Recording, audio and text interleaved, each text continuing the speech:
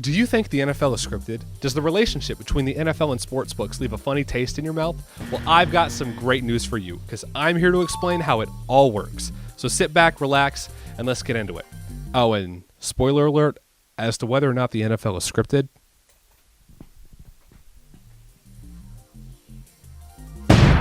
This is a pie, a delicious homemade apple pie. This pie also happens to be worth $11.9 billion. Oh, that's a lot of money, eh? That's a valuable pie. This pie represents all the money the NFL makes in a season, almost $12 billion. Now, because the NFL is a private company, they don't have to disclose proportionally how much comes from where. We do know that most of it is media rights deals, but it's also merchandise deals, ticket sales, and advertisements. Bottom line, the NFL makes a lot of money.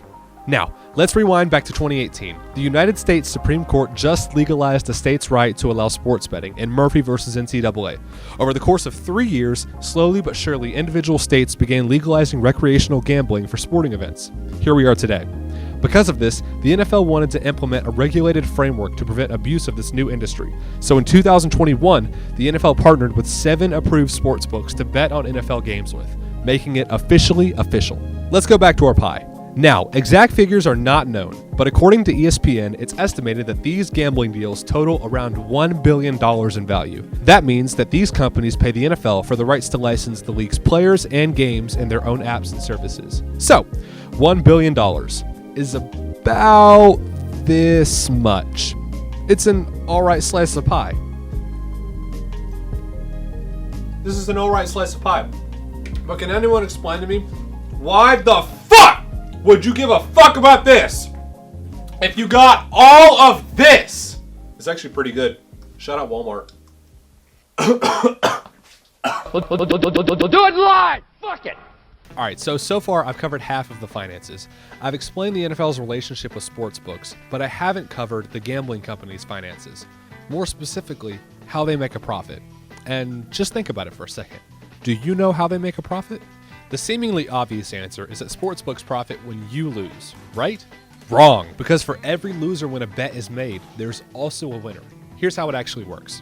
This is how sports betting works. When you make a bet, all you're doing is saying whether or not something will happen, a response to a yes or no question.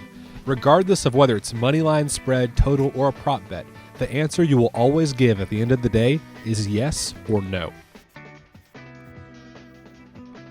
Alright, so let's say I'm going to flip a coin, and 10 people are going to place bets on whether or not that flip is heads or tails. Now, let's say that 8 people bet that it's going to land on heads, and 2 people bet tails. If I were the bookie, this would pose a major issue, right? The coin lands on heads, and I have to pay out to 8 people and only keep the money of 2, a net loss. To avoid paying too much money to one side, the book creates something called odds. When I see too many people buying into one side, I change the odds of the bet over time to accommodate for this, lowering the payout for the side that more people have taken and increasing the potential payout for tails. Keep in mind that this is a coin flip. The literal odds of this are 50-50, but according to Vegas, that's not the case. Hey there, hope you're understanding that. Little tangent, this is why you should never bet the over on Cowboys games in particular, because the Cowboys are by far the biggest fan base and they have by far the most fans, so therefore the most people that gamble bet on the Cowboys. And they always bet the over because they want the Cowboys to do good and to win and to overperform, so you should never take the over on Cowboys games and really just never bet them ever. But if you do bet them, always bet the underdog and bet the Cowboys to lose or bet the under for their points. Just my advice. This is called balancing a bet. The bookie is making it more advantageous to bet one side in order to incentivize people to take it. The number one goal of every sportsbook is to make a bet as balanced as possible. You see, instead of profiting off the losses of bettors, gambling companies actually profit off of something called a VIG. Now, a VIG is just a fancy word for fees. Basically, every time you make a bet, the sportsbook takes a portion of the money put into that bet for themselves and doesn't apply it to your payout. That's called a VIG.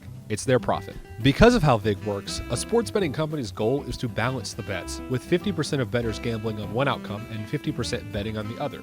That does not mean the chances of you winning a bet are 50-50. Far from it. Think back to our heads and tails example from earlier. It just means that there are just as many people on your side as there are the other. That way, there's no scenario where a betting company loses money.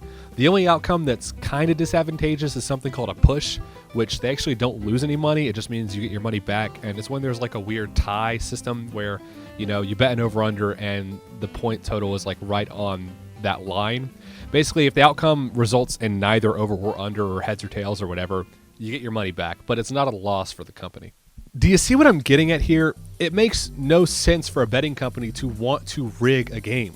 They don't profit off your losses. They don't profit off one team winning or another. They make a profit from the very moment you place your bet. Plenty of popular media has misguided people into believing that a casino would benefit from rigging a match. This is false. Rigging a sporting event that can be gambled on would only benefit the individuals who bet on the winning side.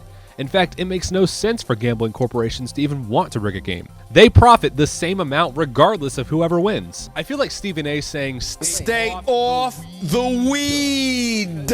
This is so obvious it should be common sense. But fraud is fucking illegal. Like, very fucking illegal. Gambling is one of the most heavily regulated industries in the world. I can't believe I have to spell it out for you morons, but there is a law specifically against sports betting in the United States. U.S. Code Title 18, Chapter 11. I'm not going to read it. Look it the fuck up. It's on the screen. Do you know how many people would go to jail if the NFL was scripted or had some sort of gambling rigging type thing going on? I mean, really. Seeing all the morons and nutcases on the internet that just actually believe this shit firsthand is so depressing. When I made that video, I was so proud of it, and I'm still very proud of it. It's my favorite video I've ever made. But the amount of insane people who just lack so much media literacy that they actually think the league is scripted, it astounded me. I thought it was just a meme. I thought it was just a joke, but there are actually so many people that believe this shit. Oh, and it's not young or old people. It has nothing to do with your age or education or background. It's everyone of all ages. This issue is not as black and white as it's made out to be. You can simultaneously think that the NFL having a relationship with sports betting companies is scummy, and also believe that the entire league isn't scripted. Yeah, I don't know. This is just a topic that, one, gets a lot of fucking views, so I made this video, and two, it's disheartening to see one of my favorite things in the world, sports, more specifically football, just be like raked through the mud for no fucking reason. So with that being said, I just have one more thing to say. I wrote it out just in case.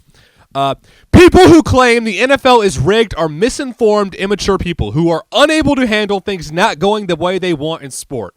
These people lack media literacy, emotional maturity, and basic intelligence. Please do not listen to anything they say. Thank you. This pie's really good. I'm going to go back to eating it.